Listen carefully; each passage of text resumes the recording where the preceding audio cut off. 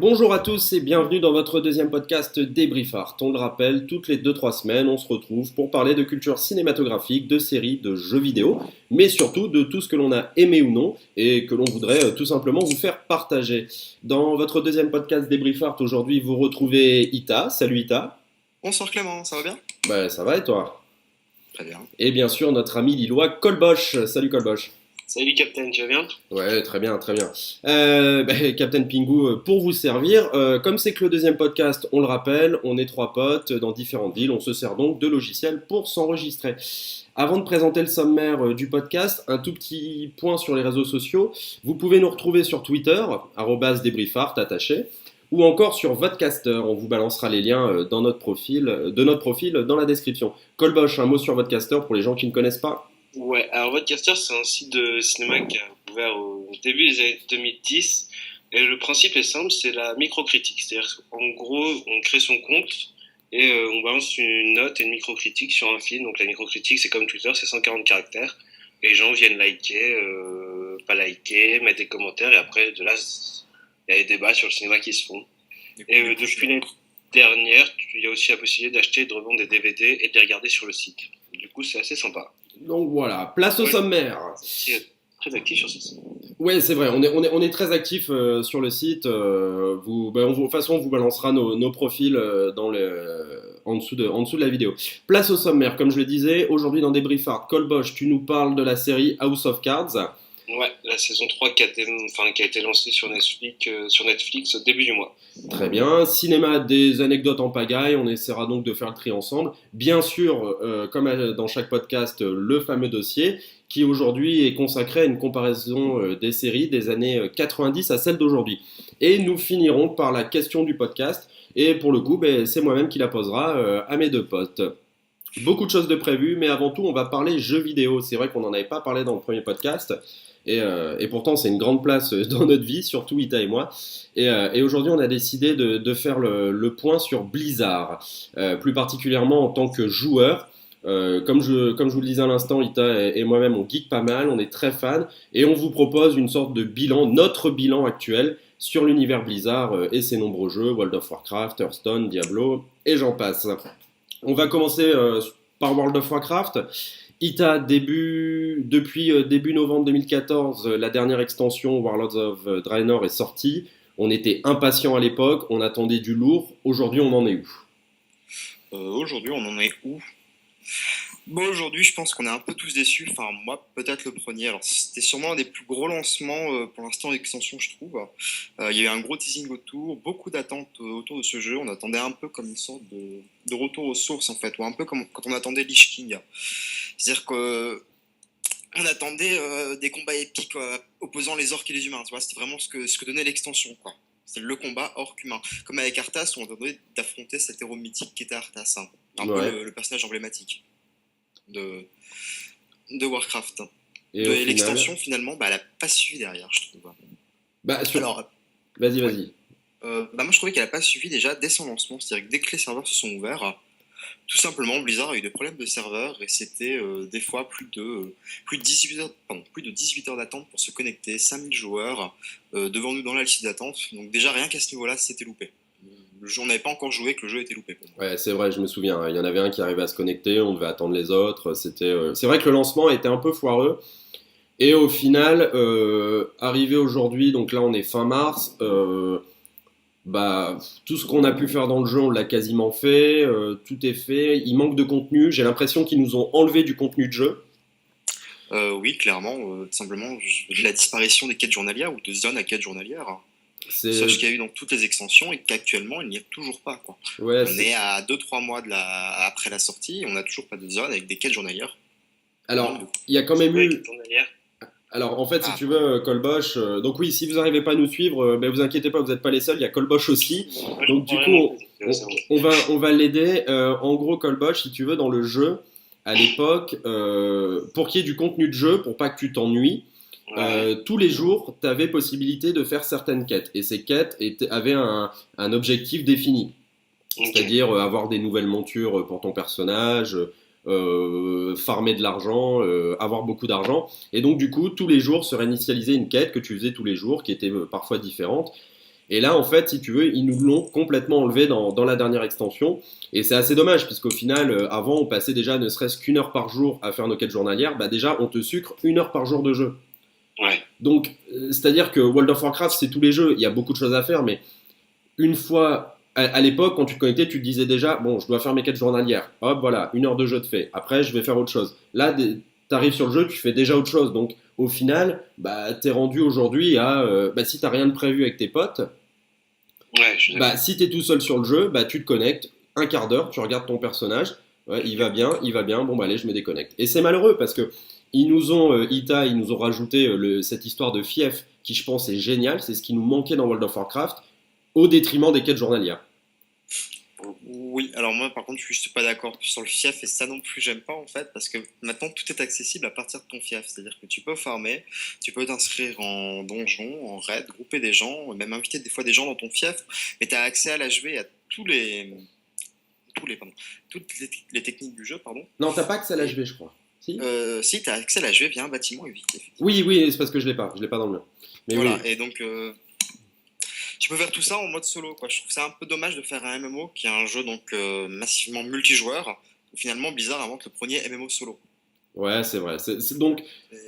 pour finir sur World of Warcraft, parce qu'on va encore parler sur les autres jeux, bah on est quand même déçus, hein, faut le dire. Hein. Alors, heureusement, Blizzard a prévu de faire une extension plus courte que les précédentes. Euh, D'ici la fin de l'année, on devrait finir le jeu pour peut-être annoncer la nouvelle extension d'ici 1 an et demi. Donc bon, c'est à la limite, c'est un mal pour un bien. C'est-à-dire que vivement que cette extension soit finie quand même. Ouais. Mais il y a des liens entre les extensions. Je veux dire, des personnages que tu avais dans les WoW précédents, tu peux réutiliser dans ce WoW-là. Bien sûr, bien sûr. En fait, à chaque fois qu'une extension sort, tu peux avoir, par exemple, le premier jeu World of Warcraft, tu pouvais être maximum level 60, niveau 60. Ouais. Et dans la deuxième extension, tu pouvais aller jusqu'au niveau 70. Plus du contenu de jeu, des instances à la fin, ou du PVP, hein, du joueur contre joueur. Bien sûr, à chaque fois qu'il y a une extension, tu reprends ton personnage et tu l'améliores, tu le fais monter de niveau, Ok. bien évidemment. On passe à Hearthstone. Bah, Hearthstone, hein, on le rappelle, c'est le jeu de cartes lancé par Blizzard il y a un peu plus d'un an maintenant, hein, si je dis pas de bêtises. Bah là, la grosse nouvelle, on l'attend avec impatience, c'est mi-avril, le Mont Roche-Noir, Ita. Ouais, on l'attend un petit peu, tout simplement pour de l'ajout du contenu de jeu et l'ajout d'une nouvelle méta, je trouve. Ça va permettre de un peu renouveler le jeu parce qu'il y en a marre de ton deck prêtre. Oui, bon, pour la petite histoire, en fait, j'ai un deck prêtre qui a beaucoup de mal à battre. Mais Kita, il est nul. Hein, mais... C'est tellement nul et impuissant face à ce deck. oui, non, mais c'est vrai que oui, bah, je veux dire, c'est pas le jeu de tous les temps. C'est Hearthstone, c'est plaisant, voilà, c'est pareil. Si on va y jouer 1 heure par jour, c'est sympa. On va faire des duels avec des potes ou en ligne contre des gars en partie classée. Mais voilà, le Mont Roche Noir, ça a l'air sympa. Les cartes ont l'air sympa, les nouvelles cartes. Et je pense qu'en effet, on va pouvoir avoir des nouvelles méta et ça pourrait être intéressant. Euh, un jeu qui reste quand même super sympa, je trouve. En fait, c'est simple et fun. C'est-à-dire que c'est vraiment accessible à tout le monde. Je veux dire, si vous avez jamais joué à WoW ou autre, vous n'êtes pas obligé. Je veux dire, bah d'ailleurs, Colbosch, Ouais, moi c'est ça, quand j'ai vu, quand je vous ai observé jouer, là, faire deux parties, je sais plus. C'est vraiment le truc, enfin, moi j'ai joué à WoW 2 heures dans ma vie, mais vraiment chez mon cousin. Du coup, je connais pas grand chose à ce type de jeu, et le truc, c'est un jeu de cartes. Bon, les règles, faut les comprendre. Vous m'avez expliqué, mais apparemment, il y a un tuto qui explique assez bien les trucs. Et c'est comme si, au final, on allait faire, je sais pas, une, une partie de cartes avec son pote sur internet, sauf que là, ce sont des cartes un peu spécifiques et ça a l'air vraiment accessible à tout le monde. On passe à Heroes of the Storm, donc qui est pour le coup un MOBA, donc c'est le LoL de Blizzard, hein, League of Legends de Blizzard. Bon, bah le concept c'est plutôt sympa. Le seul souci c'est que voilà, si tu joues pas avec des potes, tu risques de t'ennuyer, je pense. On rappelle le principe, en gros 5 personnages arrivent sur une carte et il faut détruire la forteresse ennemie des 5 personnages en face. Pour l'instant, on est sur la bêta, on a pu l'essayer, le jeu n'est pas encore sorti. C'est sympa, ça va marcher, ça c'est sûr. Mais voilà, ça c'est aussi un gros coup de Blizzard pour se faire de l'argent, hein. Je pense, Ita, que tu me rejoins là-dessus. Oui, effectivement. C'est Blizzard a voulu prendre aussi sa part du butin sur les MOBA qui sont actuellement en pleine expansion. Ouais, c'est ça, c'est-à-dire que voilà, le personnage est à 10 balles, je crois, de moyenne. C'est ça. Vous pouvez changer l'apparence de votre personnage, ça va vous coûter tant d'argent. Vous pouvez acheter une nouvelle monture, ça va vous coûter tant d'argent. Euh, c'est bien, mais là, ce sera vraiment le côté monnaie, monnaie, monnaie. Néanmoins, ça reste un bon jeu, ça reste un bon MOBA, j'y ai joué un peu, et toi aussi d'ailleurs, sur la bêta, on a fait quelques parties. Et je trouve que c'est un bon jeu, c'est une sorte de LoL simplifié en fait. Pour moi, c'est vraiment un LoL pour les nuls, c'est-à-dire qu'on enlève tout le principe de... on peut modifier un personnage en lui achetant des items pour qu'il soit plus ou moins optimisé dans telle ou telle pratique de combat. Là, c'est un personnage, il fait ça. Pas besoin, tu peux pas être en décalage par rapport aux autres, c'est-à-dire que tout le monde gagne des niveaux en même temps sur la carte. Oui, Donc, alors que sur LoL, par exemple, si toi en bas t'as pas réussi à prendre de level et que un dans ta team a pris 5 levels par rapport à toi, t'es nul dans la team, tu sers à rien. oui, voilà, c'est ça. Donc oui, c'est un peu plus équitable, on va dire, dans la C'est partie. accessible, tout simplement. Mais bon, de toute façon, on se doute bien que ça va marcher. Et de toute façon, je veux dire, si Blizzard sort des jeux comme Hearthstone et Heroes of the Storm, c'est aussi pour faire de l'argent. Et aussi parce que le MMORPG tel que World of Warcraft est plus sur la fin Ouais, que tous ces jeux qui sont à la mode en ce moment. c'est ça. Euh, Et je pense que moi je vois vraiment ce jeu comme une sorte, un peu comme un after après la soirée, tu sais. C'est-à-dire qu'on a joué un peu aux jeux vidéo, on sait pas quoi faire vers minuit, peut-être même plus tard, en fin de soirée, et on se dit tiens, on se ferait pas un petit oui, Hero de c'est Storm. ça, voilà. Moi, je le vois plus comme ça également. On passe à Diablo rapidement. Ita, ça se passe bien, Diablo, parce que moi, j'y joue pas particulièrement. Je sais que toi, t'aimes bien. Ouais. Diablo. Diablo, on attend la nouvelle saison, la date a été annoncée, elle sort le 10 avril. Et donc, du coup, nouveau contenu, ça se passe comment? Alors, absolument pas de nouveau contenu. Les saisons sur Diablo, pour ceux qui ne connaissent pas, je vous explique. En fait, c'est que sur Diablo, finalement, une fois qu'on a fermé tout son stuff, on s'embête très rapidement. Et en fait, Blizzard, depuis longtemps, a mis en place les saisons sur Diablo, ce qui consiste en fait à tu crées un perso en mode saison. C'est comme si tu rachetais le jeu pour la première fois. C'est-à-dire que tu arrives, Donc, tu recommences le jeu. tu recommences le jeu. Le but, c'est pas tant de recommencer l'histoire, mais plus de recommencer un perso à zéro. Sans tes niveaux, sans tout ton équipement ni rien. Et à la fin de cette saison, il y a une sorte de classement qui classe les meilleurs joueurs en fait. D'accord, Donc ceux ceux qui qui ont ont le eu les meilleur meilleurs équipement, les meilleurs ceux qui ont fait les résultats. meilleurs temps dans les donjons, parce qu'il y a des donjons qui sont timés avec des chronomètres, hein, ceux qui ont fait les meilleurs temps. Et donc là, la saison actuelle, qui était la saison 2, était un peu nulle, parce qu'en fait, elle différait pas vraiment de la saison 1. C'était un peu une extension de la saison 1. Et là, le 10 avril, Blizzard sort enfin la saison 3, qui elle, par contre, diffère vraiment, puisqu'il y a de nouveaux équipements, des nouveaux sorts, hein, qui vont pouvoir être jouables. D'ailleurs, les serveurs publics sont ouverts. Bon, ça marche. On parle pas trop de StarCraft, qui est l'autre jeu Blizzard, hein, pour la simple raison qu'on n'y joue pas trop. Itachi a joué un petit peu, mais voilà. On sait qu'il va y avoir une nouvelle extension, on attend la bêta, Le 31. mais c'est pas non plus. Enfin, C'est quoi le principe?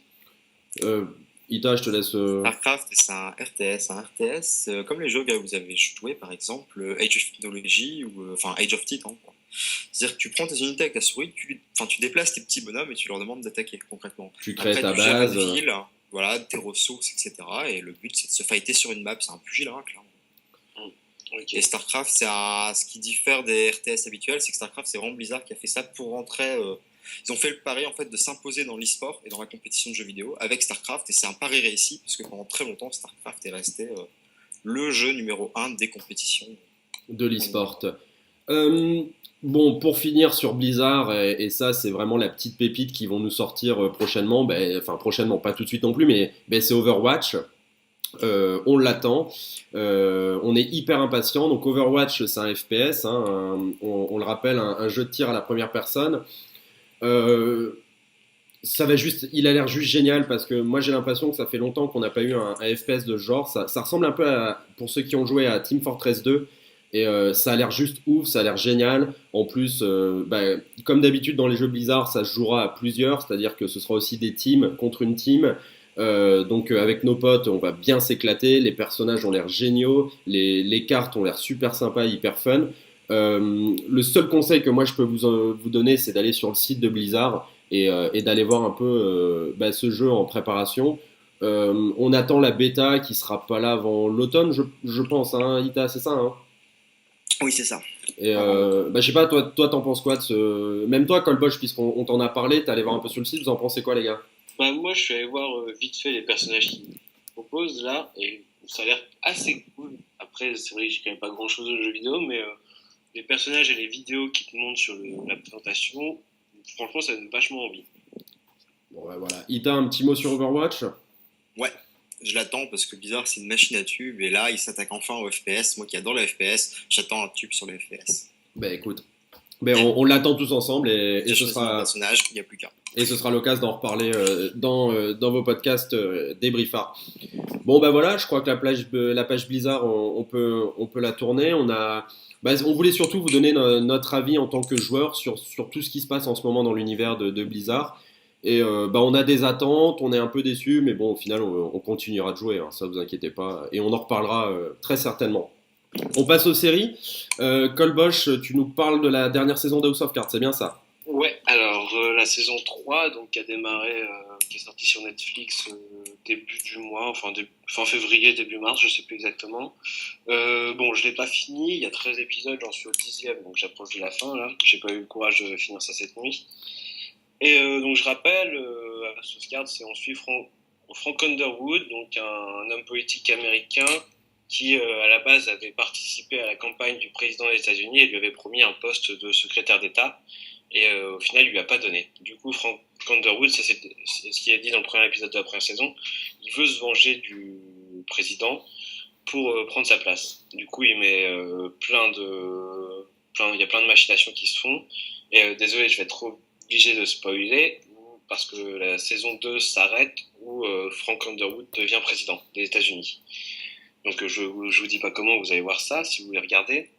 Ce qui était intéressant dans le début de la série, c'était l'intensité et le machiavélisme de Frank Underwood. Le mec est vraiment, tu vois que c'est un lion, rien lui fait peur, il fonce, prêt à tout.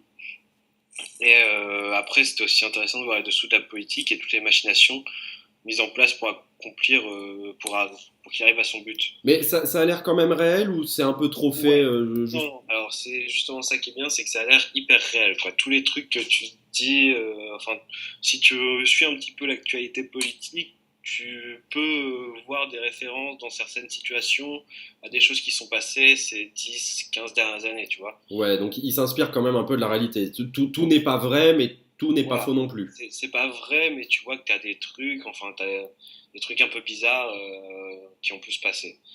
Et du coup, les personnages étaient très intéressants parce que justement, ils ont ce côté vraiment, les hommes politiques, ils ont ce côté intouchable, quoi. Vraiment, t'avais l'impression que les mecs, rien ne pouvait les atteindre.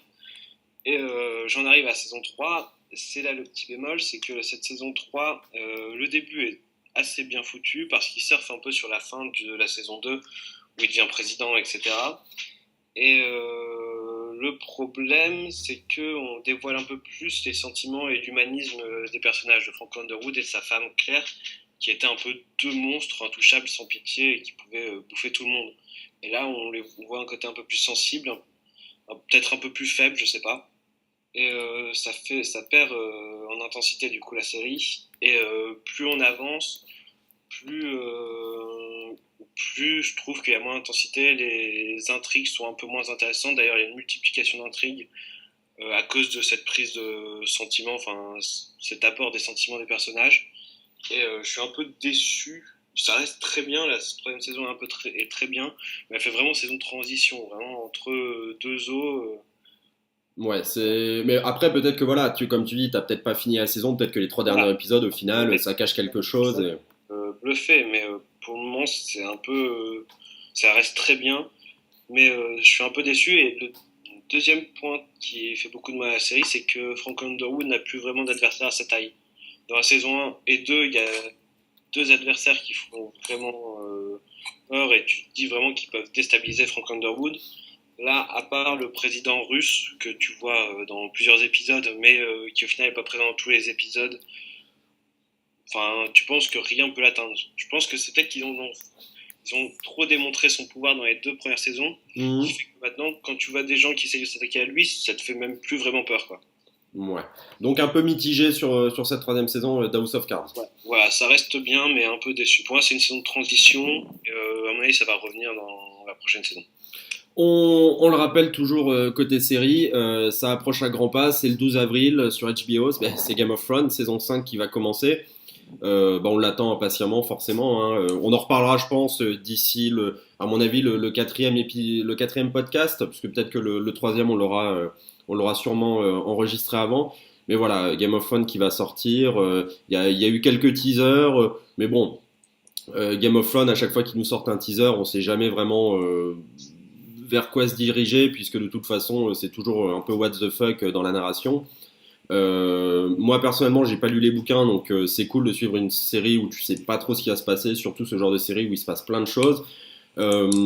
Juste on l'attend, je pense. Hein. Chez Colbosch, toi aussi, t'aimes bien Game of Thrones Ouais, alors j'ai regardé que la première saison, du coup j'ai pas trop eu le temps de mettre sur le reste, mais ouais, c'est vrai que.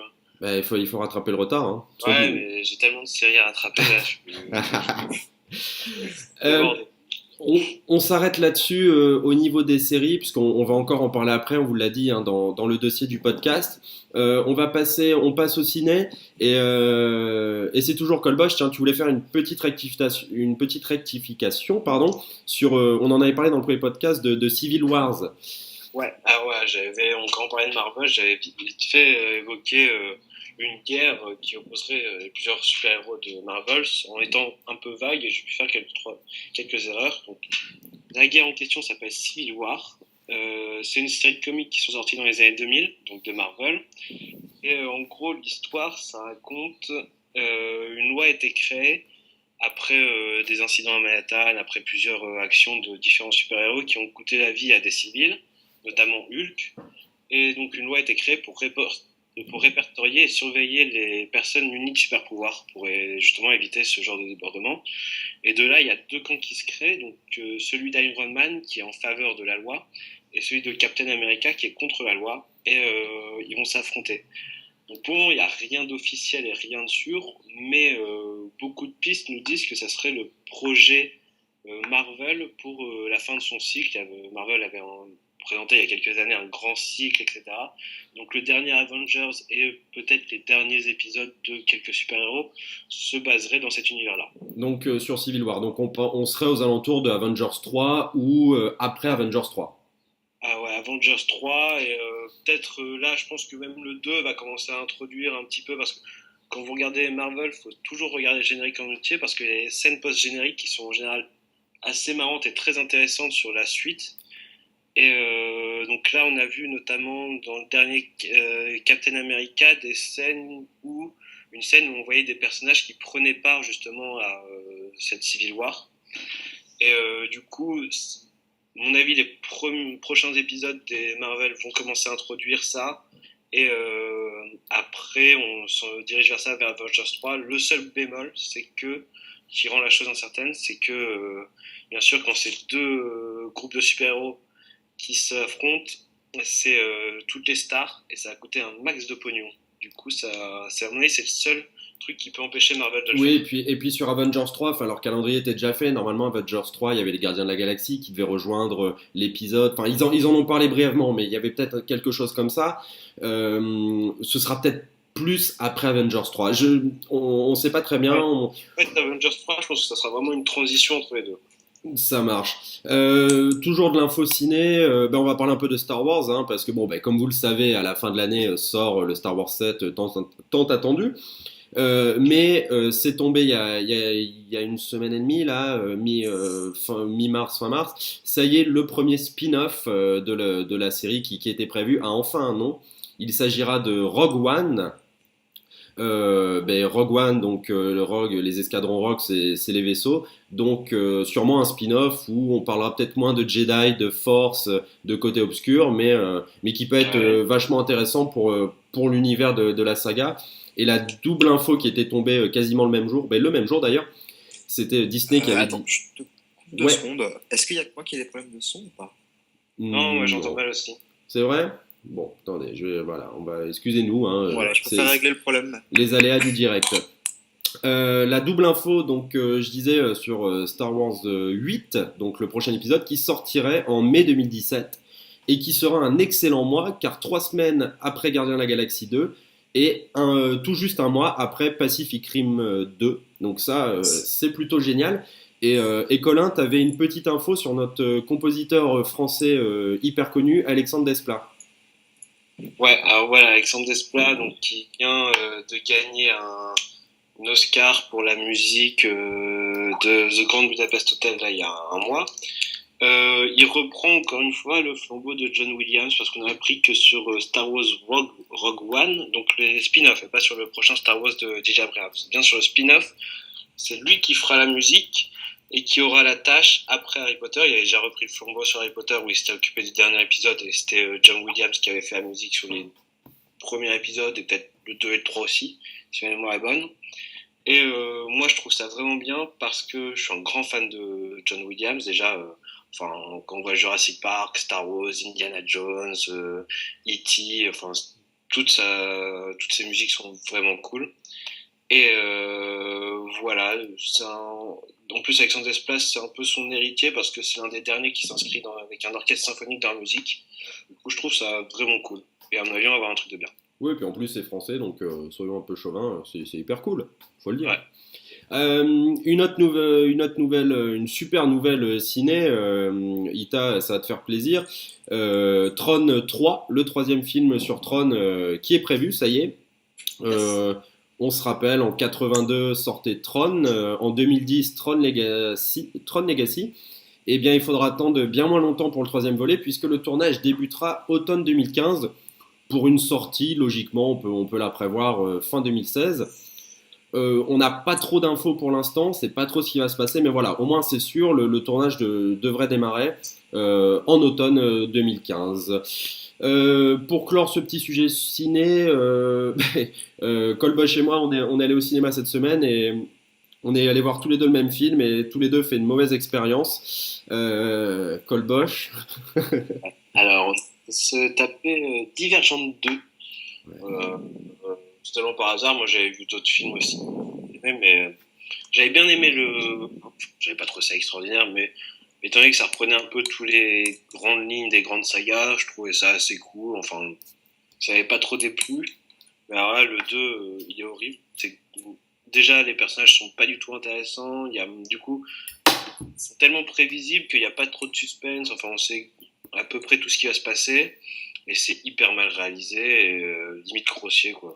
Il n'y a aucun intérêt. Ah mais moi je te rejoins, moi contrairement à toi, j'ai vraiment pas aimé le 1 parce que justement, je trouvais que c'était copié-collé sur Hunger Games, c'est tout ce qu'on a pu voir dans toutes les sagas. Ouais, mais justement, je trouvais ça il reprenait un peu tous les éléments un peu cool des grosses sagas, du coup en soi, même si c'est certes pas original, c'est pas mauvais. Moi je suis vraiment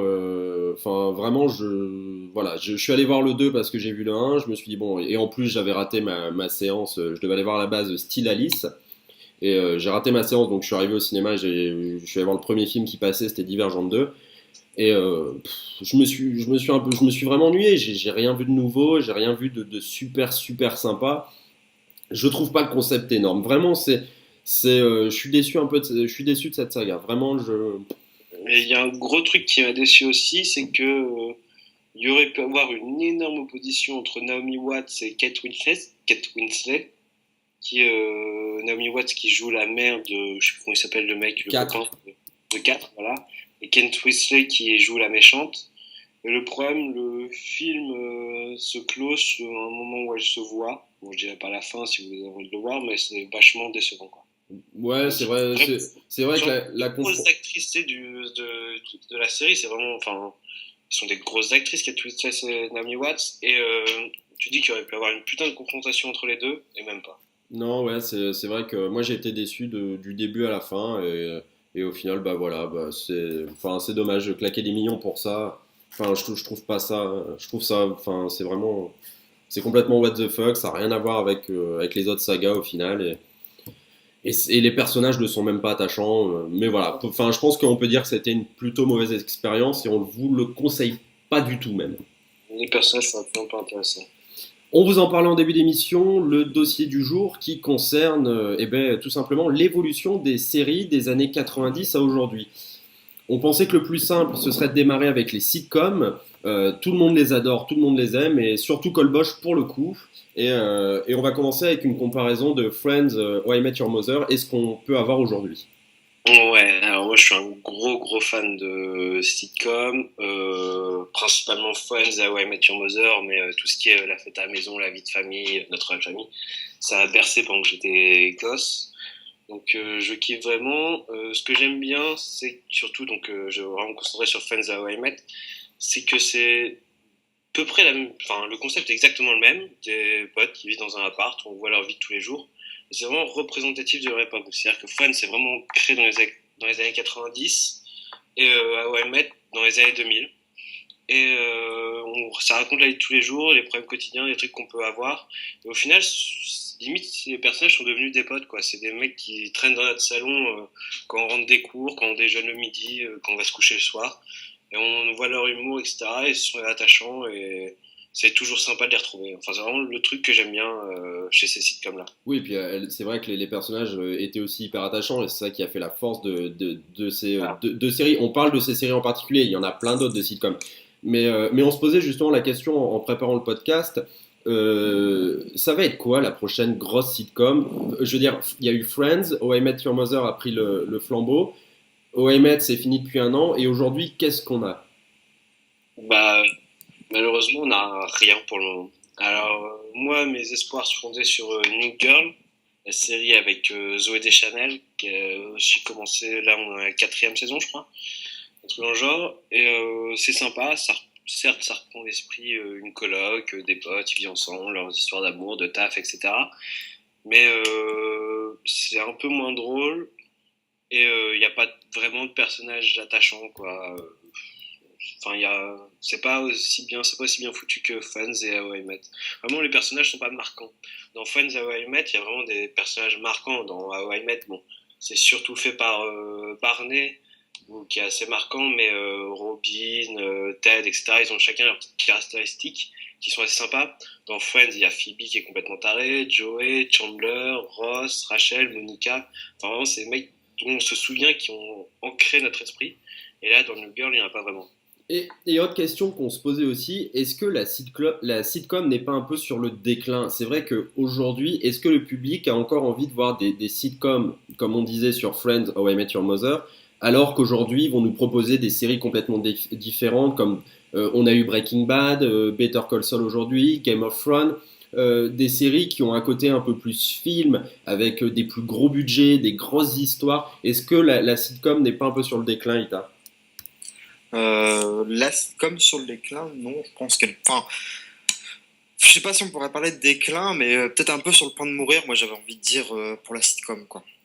La sitcom n'existe plus vraiment, comme le disait Colin. Enfin, il y a pas vraiment de personne pour reprendre le flambeau. Et est-ce que je me demande, est-ce que c'est pas simplement le public qui a pas évolué, tout simplement? Est-ce qu'on n'a pas forcément plus envie de voir des sitcoms, mais on n'est pas plus attaché aux séries maintenant avec une histoire, une évolution des personnages et un scénario plus important, quoi. Oui, et puis Plus d'enfer, par exemple. et comme tu le disais quand on préparait le podcast, il y a aussi aujourd'hui beaucoup de petites émissions comme Scène de ménage sur M6, TF1 à la sienne, France de la sienne. Bon, France 3, ils ont Plus belle la vie qui cartonne, même si bon, j'aime pas forcément, ça cartonne tous les soirs. Est-ce que aussi c'est pas l'évolution d'un programme plus court avec juste des blagues très faciles?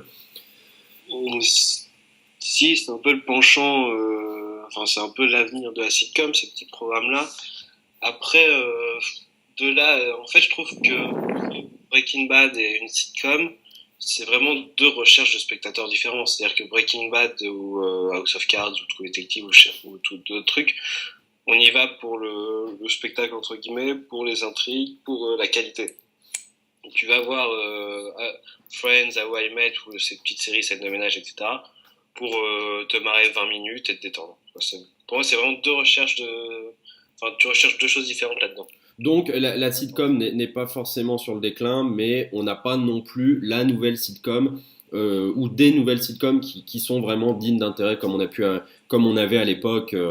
Enfin à l'époque, Met c'est fini il y a un an, mais comme on avait avant, on pourrait dire. Ouais, la sitcom n'est pas sur le déclin, mais elle n'a pas de successeur non plus. C'est ça le problème. Ouais, voilà, Un petit mot sur les séries policières parce que, bah, en effet, il y a eu une grosse évolution sur les séries policières. Donc là, on est plus fin années 90, début 2000, mais bon, ça fait quand même déjà 15 ans. Bah, à l'époque, on avait des séries, tout le monde trouvait génial, les experts, NCIS. Et en fait, aujourd'hui, on a beaucoup moins d'intérêt à les regarder, on s'ennuie pas mal au final.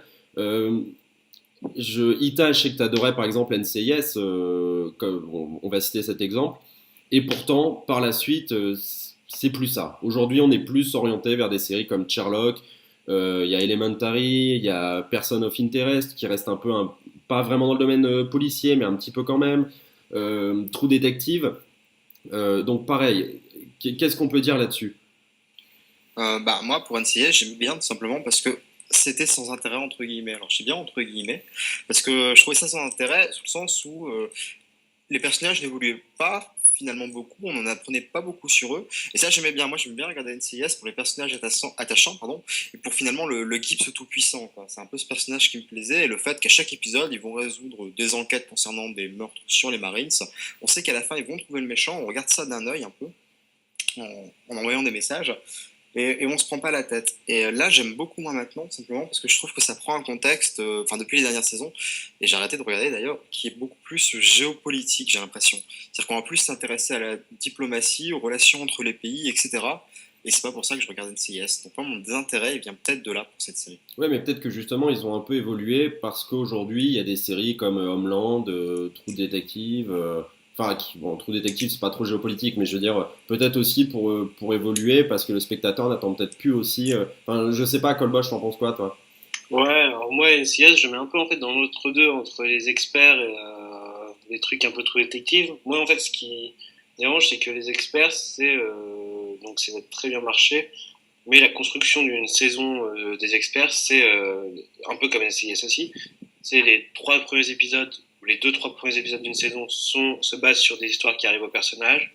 Après, tu as 18 épisodes où il se passe plus rien par rapport au personnage, c'est résolution d'enquête, résolution d'enquête, résolution d'enquête. Et tu reprends les trois derniers épisodes où ça se base aussi sur les personnages, c'est les problèmes qui arrivent aux personnages. Et là, en fait, ce qui se passe dans des séries comme Detective Sherlock, c'est que ils ont tout simplement supprimé ces 18 épisodes entre les deux. Qui au Et final ne servent à rien. donc voilà, enfin ils servent à rien, ils ont un petit côté ludique, mais maintenant on en a tellement vu pendant 10 ans avec toutes les séries policières que, clairement ça nous emmerde de voir juste voir des enquêtes se réaliser. On a envie d'être un peu plus attaché au personnage, et c'est ce que fait True Detective et Sherlock, c'est que ça intègre directement dans la vie des personnages et tu les vois évoluer en fonction de ce qui se passe sur les enquêtes. Ouais, ouais, c'est vrai. Ouais, mais alors moi j'aimais bien parce que je trouve que c'est un peu finalement ce genre de série policière comme les sitcoms, c'est-à-dire que tu regardes et tu débranches un petit peu ton cerveau en regardant, tu sais. Ouais, je suis Sauf que d'accord. là, c'est pas des gags, c'est des enquêtes po. Mais tu te débranches, tu vois. Tu sais très bien, comme je disais, Gibbs il va gagner à la fin parce que Gibbs est tout puissant. Ouais, non, je suis d'accord, mais regarde Sherlock, c'est à peu près la même chose aussi. Tu sais très Ouais, bien. mais Sherlock, tu peux pas débrancher ton cerveau, t'es obligé de suivre un minimum, je trouve. Ouais, peut-être. Ouais, et puis, Là, t'es pas obligé de suivre un minimum pour Non, mais NCIS. je suis d'accord qu'en soi les épisodes sont bien, mais c'est juste qu'on a fait pendant 15 ans. Des enquêtes comme ça, enfin moi ça commence à me lasser. ouais, et puis, il faut le dire aussi, et c'est ça aussi l'évolution, c'est qu'aujourd'hui, que ce soit Sherlock ou même l'excellente série Les Petits Meurtres d'Agatha Christie, c'est des adaptations, c'est tiré de bouquins. True Detective, c'est tiré d'un bouquin à la base. Donc du coup, il y a quand même une grosse narration, un gros contenu dans le scénario. Donc c'est là où c'est peut-être aussi un peu plus intéressant qu'une pauvre fille qui s'est fait tuer dans un nightclub à Miami ou je ne sais où aux États-Unis et qu'en fait on se rend compte que c'était le videur avec une petite machette cachée dans le placard qui a tué la fille. Enfin, est-ce que c'est pas ça aussi? Et justement, et c'est là où on peut on parlait d'évolution. Peut-être qu'aujourd'hui on a besoin d'un peu plus de contenu dans nos séries. Ouais, les scénarios ont besoin, pour vraiment captiver, ont besoin vraiment d'être un peu plus développés que justement savoir que c'est Conan Tard qui a tué, etc. avec le chandelier dans la cuisine. Oui, c'est ça. On parle aussi de séries et d'évolution et de vieilles séries qui malheureusement ne sont plus du tout au goût du jour, qui ont trop vieilli. Moi, ça me fait mal au cœur. Je parle en particulier par exemple, d'une série comme Buffy contre les vampires et Charmed. C'était des séries que j'adorais et qui, quand je les regarde aujourd'hui, je trouve que ça a hyper mal vieilli, ça gâche un peu le plaisir et c'est dommage. Et justement, c'est ça, ce genre de série, j'ai l'impression qu'on en verra plus du tout. C'est vraiment fini. Je sais pas ce que vous en pensez, vous. Ouais, alors Charm et Buffy, ça, ouais, je suis d'accord, c'est un peu le côté, comme tu me disais, le côté magique de la sitcom. C'est-à-dire que t'as histoires d'amour, etc. T'as les petites romances, et à côté, t'as le côté sans vraiment être policier, mais t'as le côté on va buter un méchant, etc. Voilà. Et ouais, je pense qu'on retrouvera plus ça, malheureusement, parce que c'est trop vieillot, ou alors pour le faire, il faudrait des budgets que les séries ne peuvent pas se permettre. Ouais, c'est-à-dire que, parce que bon, on le rappelle, c'était quand même des saisons d'une vingtaine d'épisodes à chaque fois. Voilà. Si on refaisait un Buffy aujourd'hui, il faudrait des saisons de je sais pas, 6-7 épisodes, ou à la Game of Thrones, une dizaine d'épisodes, et puis voilà, mettre un gros budget. Mais bon, Ouais, le problème, c'est que sur 6-7 épisodes, tu veux pas t'intéresser aux amours, etc. c'est ça. C'est un peu compliqué. Et si tu veux mettre des effets spéciaux, on est tellement habitué à des effets spéciaux de qualité. C'est un peu le problème qu'il y a sur Agent of Shield. C'est que tu n'auras pas le budget pour mettre tous les effets spéciaux que tu as envie de mettre. Et ça va être cheap ou mal fait. C'est vrai aussi. Bien évidemment, on peut pas parler de toutes les séries parce qu'on pourrait y rester des heures. On n'a pas cité toutes les séries de notre jeunesse, les Une Nounou d'Enfer, il y avait quoi encore Ma famille Sur la d'abord, famille. Steve Et le Urkel, Prince de Bel-Air. Prince de Bel-Air, bien sûr. Toutes ces séries, bah, malheureusement, ce genre de séries, on n'en aura plus ou on en aura beaucoup moins. Et Ita, tu avais soulevé un truc important, toujours quand on préparait ce podcast, parce qu'on le prépare quand même un peu à l'avance. Tu nous disais qu'en fait, bah, ce serait peut-être aussi dû, enfin, à cause de la télé-réalité. Alors, à cause de la télé-réalité, oui, non. Enfin, quand j'y, alors je malsainisse pas du tout la télé-réalité, mais ce que je me dis, c'est que moi, en fait, toutes ces séries-là, je les regardais quand finalement? C'était en milieu, fin d'après-midi, quand je rentrais de l'école, c'est vers 18h. Et c'était ces séries qui passaient à la télé, justement. Et là, finalement, quand on rentre maintenant à ces heures-là et qu'on allume la télé, ce qui passe, ben, c'est les ch'tis, les Marseillais, ou alors les anges de la télé-réalité, par exemple. Ouais, les Secret Story, enfin, tout, C'est ça, voilà. toutes C'est un ces peu les conneries. remplaçants, je trouve, des séries sur ces grandes chaînes, hein. Ouais, Ouais, c'est dommage. je suis assez d'accord. Et bon, moi, je suis pas du tout fan de la télé-réalité. Et en gros, qu'est-ce que tu suis dans une télé-réalité? C'est Kevin qui couche avec Johanna, mais qui en fait trompe Dylan. Voilà. Et le truc, c'est que du coup, tu suis un peu ces histoires d'amour. On voit bien, après, quand c'est repris dans les magazines People, ouais, ils sont plus ensemble, etc. Et au final, les histoires d'amour, c'est ce que tu retrouvais dans ces sitcoms. Ouais, c'est vrai aussi, on pourrait faire un petit parallèle, c'est-à-dire que la télé-réalité aurait remplacé un peu nos sitcoms, Voilà. c'est-à-dire on regarde plus Friends en rentrant des cours, mais on va regarder les Marseillais et voir comment ils font pour bosser ou machin, Ouais, voilà. mais bon, en beaucoup moins bien forcément, et c'est dommage. Euh, Surtout en beaucoup plus con, même. It- Ita, enfin, c'est vrai que pour le coup, moi, ça fait 30 ans que je pas regardé, mais tu m'as dit que récemment, tu avais pu regarder quelques épisodes de Stargate, et pour le coup, ça c'est cool parce qu'on aimait bien cette série, et tu me dis qu'elle a pas si mal vieilli que ça au final, hein. Non, comme je le disais justement, il n'y a pas longtemps j'étais au ski et en rentrant à la fermeture des pistes, je m'étonnais à regarder et à apprécier les épisodes de Stargate qui passaient sur Énergie. Et j'ai regardé, je trouvais que ça n'avait pas si mal vieilli que ça, à condition d'être fan évidemment. Mais ça se regarde encore, tout simplement. Je veux dire, comparé à un Charmed, ça se regarde largement même. Ouais, c'est-à-dire qu'il Tout n'y s'y a, il y a regarde, pas ce côté vieillot c'est le piano. parce que Ouais, là par contre il y a Amanda Tapping, Samantha Carter. Eh oui. il n'y a pas Alyssa Milano, c'est vrai, mais bon, c'est comme il n'y a pas Sarah Michelle Gellar de Buffy, que j'ai toujours secrètement aimé. On va se faire un petit bilan sur ce dossier. Donc, au final, est-ce qu'on peut parler de nostalgie? Est-ce qu'on a une nostalgie sur ces séries au final? Allez, Colboche. Ouais, alors moi, il y a une énorme nostalgie sur ces séries, c'est-à-dire que, bon, je regardais pas un épisode de Charm, enfin, je regardais pas une saison de Charm en 3 jours comme je peux m'enfiler une saison de House of Cards en 3 jours, mais retomber sur un épisode de temps en temps, ça me fait marrer, ça me fait sourire, etc. Je trouve ça sympa. Pareil pour les trucs, la vie de famille avec Steve Urkel, enfin, vraiment, tu retombes sur un épisode où il y a Steve Urkel, tu kiffes. Et donc ouais, il y a vraiment une nostalgie. Après, est-ce que ça marcherait reprendre tel quel les trucs, ça marcherait pas. Pour moi, ça peut marcher si c'est ancré dans les années dans lesquelles on vit, c'est-à-dire donc là, fin des années 2010, début 2020. Et le plus important dans tout ça, c'est les personnages. Vraiment, on a vu toutes les sitcoms ont marché grâce à des personnages mythiques Steve Urkel dans Friends, dans Madame est servie, dans Une Nounou d'enfer, tout le Prince de Bel-Air, etc. Ce sont vraiment des personnages qui ont marqué leur série.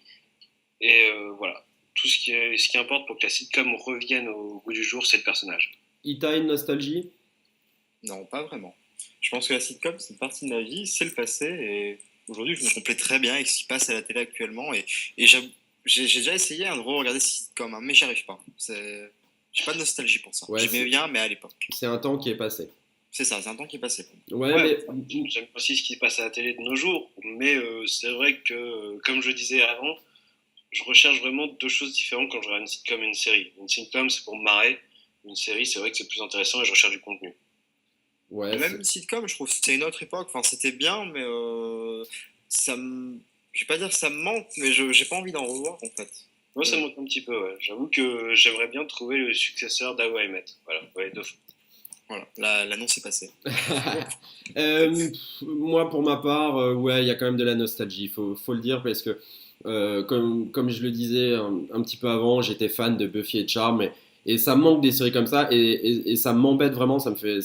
Enfin, vraiment, je trouve ça chiant que c'est hyper mal vieilli. Enfin, franchement, je ne peux plus regarder. J'ai essayé de regarder les saisons de Buffy, de me refaire tous les Buffy, mais je sautais les épisodes parce que les effets spéciaux étaient beaucoup trop vieux, les sujets beaucoup trop vieux. Et je trouve ça dommage parce j'espère vraiment que, pas forcément un Buffy One Charm, mais j'espère aussi comme Colboche qu'on aura encore des séries et je pense que ça se dirigera vers les sitcoms style Friends or I Met et qu'on puisse rekiffer toutes ces séries. Bon bah voilà, je crois qu'on peut clore le dossier du podcast. On vous parlait de l'évolution des séries des années 90 à aujourd'hui, puis bah on espère que ça va continuer. Hein. Et bien sûr, on parlait un peu de nostalgie, etc.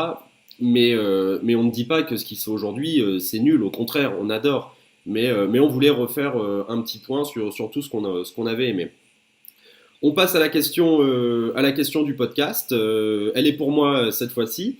Pour clore ce débrief art numéro 2, la question elle est toute simple. J'ai demandé un peu à l'avance à mes deux potes leur top 1 pour un film, une série, un bouquin et une bande originale d'un film. Colboche, on attend tes réponses avec impatience, dis-nous tout. Alors, mes réponses, il n'y a rien d'écrit parce que vraiment, à part la série bon, c'est Friends, ouais, qui est sortie un peu naturellement parce que c'est ce qui m'a bercé pendant toute mon enfance. Il n'y a rien qui est vraiment définitif. En film, je pencherais pour Voyage au bout de l'enfer de Michael Cimino sur la guerre du Vietnam, mais pas que. Je pense que derrière, c'est vraiment une histoire de potes qui se joue. Et voilà, avec Robert De Niro, Christopher Walken, etc. Début des années 80. En BO, alors, mais vraiment, c'était impossible de choisir. La BO, je peux pas. Du coup, j'ai dit toute l'œuvre de John Williams. Vraiment, c'est le meilleur auditeur qu'on ait eu dans le cinéma de tous les temps. Et pour les livres? Et pour le livre, j'en ai plusieurs. Enfin, voilà. Je mettrais Belle Amie de Maupassant, qui je trouvais toujours assez actuel. Et sans renier notamment Sur la route de Jack Kerouac et les Harry Potter, qui m'ont marqué. Ah, les Harry Potter, de toute façon, c'est. Parce que c'était mes premiers livres que j'ai lus tout seul le soir chez moi avant de dormir, etc. C'est le premier truc qu'on m'a mis dans les mains pour lire et voilà. Ouais, puis bon, les Harry Potter. Mais de toute façon, Harry Potter, on est très fan et vous inquiétez pas, on en reparlera bien tôt ou tard. Hein. On va en parler d'Harry Potter. Je peux peut-être même faire un podcast spécial Harry Potter. On est tellement fan de ça, tellement de choses à dire. Ita, de ton côté, tes réponses? Alors pour mes réponses en film, peut-être un peu décevoir, moi j'aime bien Les Évadés, ou Shawshank Redemption en anglais. Les Évadés, oui, le film où ils sont en prison, ils arrivent à sortir, c'est ça? Voilà, où il arrive à sortir finalement. J'ai bien aimé ce film juste pour en fait ce personnage qui a réussi à pas se faire briser finalement après avoir passé au moins 10 balais en prison. J'aime beaucoup ce film aussi, mais le problème c'est que le titre c'est le plus gros spoiler de l'histoire du cinéma. Ouais. C'est un peu le problème. C'est vrai, ouais, pendant le film, au moment, on se demande s'il s'évade pas par la pensée, parce que c'est un peu ce que veut dire Andy Dufresne à un moment. Ouais, non, mais je suis d'accord, mais bon, quand même, j'aurais pu choisir un autre titre, quoi. Shawshank Redemption, en anglais. Ouais, le titre américain est déjà mieux. Côté série? Côté série, je réponds peut-être sur un coup de cœur, mais moi pour l'instant, je crois que c'est Sherlock en fait. Simplement, c'est la petite claque que j'ai pris ces derniers temps. Donc, j'ai bien aimé, je m'attendais à un truc nul au début, parce que quand on me dit de Sherlock, moi, quand on me conseille Sherlock, ou quand j'ai lu Sherlock plutôt sur le programme, j'ai trouvé ça un peu nul. Je me suis dit Sherlock Holmes, oui, bon, pourquoi pas. Et en fait, en regardant, j'étais baba dans la série. Pour le bouquin. Le bouquin, ça sera un gros bouquin. C'est Gödels et Scherbach, Les bras d'une guirlande éternelle, de Douglas Hofstadter. Alors, c'est un bouquin qui va essayer de lier les mathématiques de Gödel, la musique de Bach et les œuvres d'Escher. En fait, en essayant de. Dans ce bouquin, personne, donc Douglas Hofstadter, essaie d'expliquer les figures de l'infini, en fait. Donc, les figures d'infini dans la musique de Bach, dans les théorèmes mathématiques et dans les dessins d'Escher. Et tout le monde connaît le dessin d'Escher. Oui, c'est ces fameux dessins un peu faits au crayon de bois avec l'escalier qui n'en finit jamais, c'est ça. Exactement. Ouais, voilà, il utilisait qu'un simple crayon de bois et s'intéressait à représenter l'infini avec son crayon. D'accord, très bien. Et pour finir avec toi, la bande originale de film. La bande originale, moi j'aimerais bien dire la bande originale de Il était une fois dans l'Ouest d'Ennio Morricone. Ah, moi j'adore, en fait, simplement parce que j'ai l'impression que cette BO elle a été écrite. En fait, d'abord le mec a vu la scène, il a vu les cow-boys, il a vu l'ambiance, et après il a écrit la musique. Ouais. Parce que je veux dire, je trouve que ça colle parfaitement en fait. C'est-à-dire que quand t'entends ça, tu vois la scène. Le mec, quand il a vu ça, c'est pas possible, il a dû voir la scène avant, tu vois ce que je veux dire? Ils l'ont tourné et puis ils l'ont montré après, quoi. Ouais, c'est vrai que. Mais pas d'autre raison. Parce que je trouve la musique. Bah, c'est ça, moi je trouve très belle la musique de Retour vers le futur, Star Wars ou Jurassic Park. Mais je trouve que la musique, la BO vraiment qui colle vraiment le mieux à une scène de film, pour moi, c'est celle-là. Bon bah c'est parfait, bon bah pour moi je vais quand même donner aussi mon top 1. En série, alors moi bah, c'est un peu comme Ita, hein. Moi j'ai pris une série actuelle, j'ai choisi Big Bang Theory parce que je trouve que cette série elle est juste elle est géniale parce que elle peut plaire à tout le monde. En fait ils ont tout compris, c'est-à-dire qu'on a des personnages attachants qui sont vraiment géniaux. Sheldon est juste extraordinaire. En même temps il y a de l'humour que tout le monde peut comprendre et à côté de ça parce que comme on parle de geek, il y a vraiment énormément de petites références à tout l'univers geek. Et si vous êtes geek, ben justement, vous allez les voir et vous allez encore plus rire, encore plus apprécier la série. Et pour le coup, c'est pour ça que j'ai décidé de la choisir. Parce que bien évidemment, c'était difficile. Il y a Sherlock, Game of Thrones qui sont vraiment géniales. Mais vraiment, Big Bang Theory, je trouve ça super cool. Pardon ? Il y a Friends que tu as découvert il n'y a pas longtemps. Il y a Friends que j'ai découvert il n'y a pas longtemps. Là, je suis à la saison. Je viens de finir la saison 8. Là, ça y est, Rachel a couché. Friends avant 20 ans, c'est quand même. Oui, je sais, mais bon, que veux-tu? J'avais d'autres choses à faire ce jour-là. Pour le bouquin, j'ai choisi. Alors, ça s'appelle La triste fin de l'enfant huître. Et en fait, c'est le recueil de poèmes de Tim Burton. Et c'est un Tim Burton très jeune, c'est-à-dire bien avant qu'il ait tous ses succès au cinéma. Il a écrit énormément de poèmes qui sont complètement décalés, hein. C'est vraiment de la poésie. C'est vraiment là on découvre le vrai Tim Burton. Et en plus, ce livre, je l'ai chez moi, il est génial puisque c'est une édition où vous avez les textes en français, les textes en anglais, et à chaque page, il y a une petite illustration du poème dessinée par Tim Burton lui-même. Et c'est vraiment un bouquin qui m'a toujours plu, que je prends vraiment plaisir à relire de temps en temps, et quelques poèmes. Et c'est complètement taré, c'est complètement barge, l'aspect gothique, tout ce que voulait Tim Burton, et c'est vraiment lui, quoi. C'est génial. Et pour le film, moi j'ai choisi Orange Mécanique de Stanley Kubrick. Pourquoi? Parce que je trouve que, pour moi, c'est le meilleur film de Kubrick. Il est juste génial. C'est complètement barré, c'est à la fois intelligent, ça parle de tout, mais aussi de la société.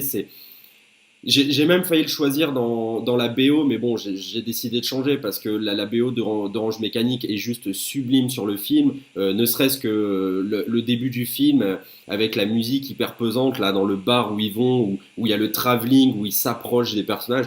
Le film est super bien réalisé, et les acteurs sont hyper bons et c'est vraiment vraiment, je pense, mon film préféré. Et pour terminer, sur les BO, je suis pas très original non plus, et je rejoins Colboche, c'est-à-dire que pour moi c'est Star Wars. parce que Star Wars aussi, c'est une grosse partie de ma vie, et pour moi, les musiques, elles sont juste tout simplement génialissimes. C'est John Williams, tout simplement. Ben voilà, c'est John Williams, tout simplement. Bon, ben voilà, le deuxième podcast de Débrief Art est terminé. On espère que ça vous a plu. On se retrouve d'ici mi-avril, je pense, hein, pour le troisième podcast. En attendant, ben, portez-vous bien et puis à bientôt. Salut tout le monde. Salut les gars. Salut.